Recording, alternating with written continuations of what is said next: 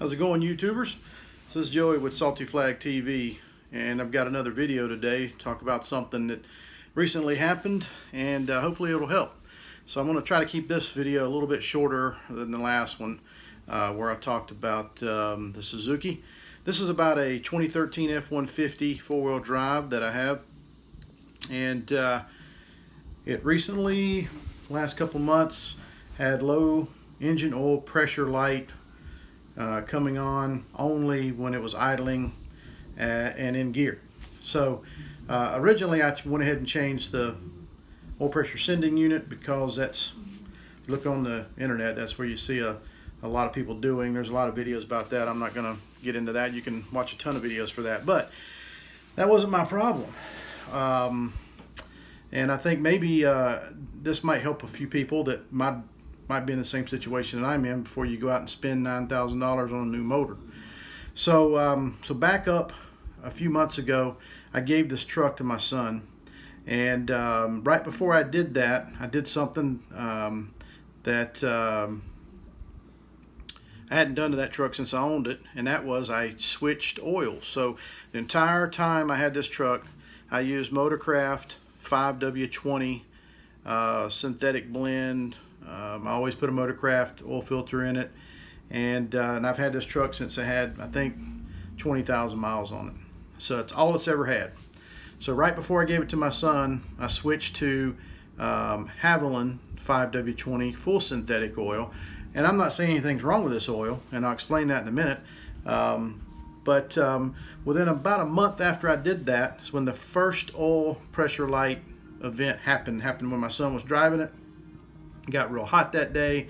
It was over in another town, and he called me and said, hey, this happened. And I said, okay, we'll check the oil, and it was a little bit low, but you know, didn't do it again. Then it happened again, so I put a oil pressure sending unit in it. Well, a month ago, and then I changed the oil again. So new oil pressure sending unit, changed the oil, put Haviland 520 full synthetic high mileage back in it again, and about a month goes by, happens again. So then it started happening more frequently. So I'm thinking maybe this sending unit might have been bad, so I went and got the OEM sending unit. But while I was doing that, I just had this thought: is it possible that the Haviland oil was the root of it? Because it didn't happen before that. And so I have a good friend that is an engineer in the oil business, and I called and talked to him, and he had some things for me to think about. And one of those things was that when an oil manufacturer creates oil and they say that it's going to be a 20 weight oil, there's some variance in there. So the way he explained it to me was that same 5W20 Haviland oil may not have the same, maybe closer to the 20, maybe even a little bit below 20. There's some variance there, and the 5W20 Motorcraft oil may be at the higher side of 20, maybe even closer to 30. The only way to tell that is you send a sample in, and they can do all their testing, and they can tell you exactly where it ends up on the spectrum. So this truck has 120,000 miles on it, and one of the things I was thinking about doing was just going with a 30 weight oil instead of a 20 weight oil, so 5W30 versus 5W20.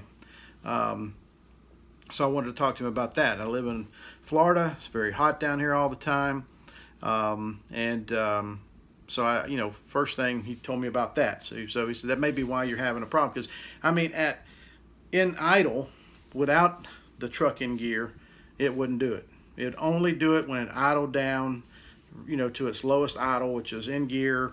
I did throttle body cleaner, did all that stuff. So he said absolutely you can run 5W30. In fact, he said when he gets his new vehicles, he puts 5W30 full synthetic from the manufacturer that he prefers, which is Mobil 1. And so I was like, all right, I have 5W30 in the garage. It goes in my vet. That's all I put in the vet. And so it's it's kind of one of those things where I drain the oil, put 5W30 in it, and guess what? No more oil pressure light coming on. Now, I was going to put an oil pressure gauge on it and just see where the oil pressure was at before doing this, but you know, that's a lot of work. You got to take the alternator and everything off, and take the oil pressure sending unit out, and get you an oil pressure test gauge, screw it in there, put it all back together, and then run it and see what it runs at. So I thought the quickest thing was, let's just see if I do really have a problem. It don't matter what oil I put in. If I got bearing clearance issues, or I've got an oil pump issue, which if you had an oil pump issue, it'd probably be losing pressure no matter what RPM you were running. So it certainly wouldn't just be at 500 RPMs. So I put this oil in, no more problems. So I was looking for this on the internet, and it took me a while to find it. You have to really look at look up F150 or 5.0 Coyote engine. And there have been some issues with the oil pumps and those coming apart, mostly in the high performance arena, where the Mustang guys are running these cars hard, and the factory oil pump comes apart or whatever. I don't think that's an issue for my application, but thread after thread after thread where people were talking about my oil light's coming on when it's idling.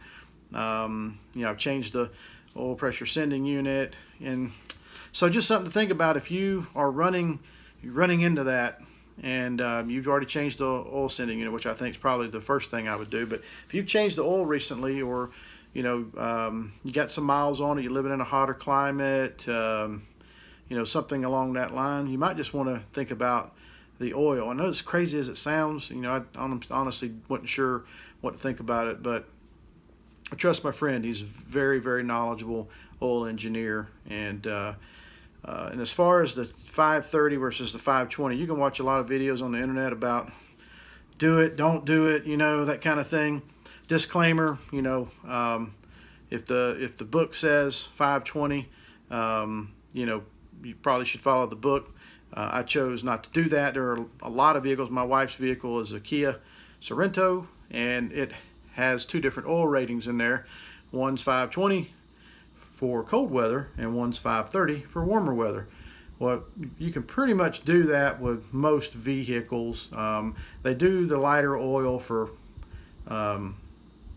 gas mileage, so I can run either one in her vehicle. So I'm running the 530 in the F150. When the oil change comes due, I'm going to drain it, and I'm going to take an oil sample, and I'm going to see what's going on. If I get an oil light between now and then I probably got a more serious issue, and I'm going to do an oil pressure gauge test. But I can tell you that the engine makes no sound, no ticks, no nothing. So just something for you guys to think about as you are trying to troubleshoot the same problem. Again, this is a 2013 F150 5.0 Coyote Gen 1 engine with about 120,000 miles on it. And I switched from Motorcraft 520 semi-synthetic to Haviland 520 full synthetic, and I started having this light come on right only when it was idling in gear. I did a throttle body injection cleaning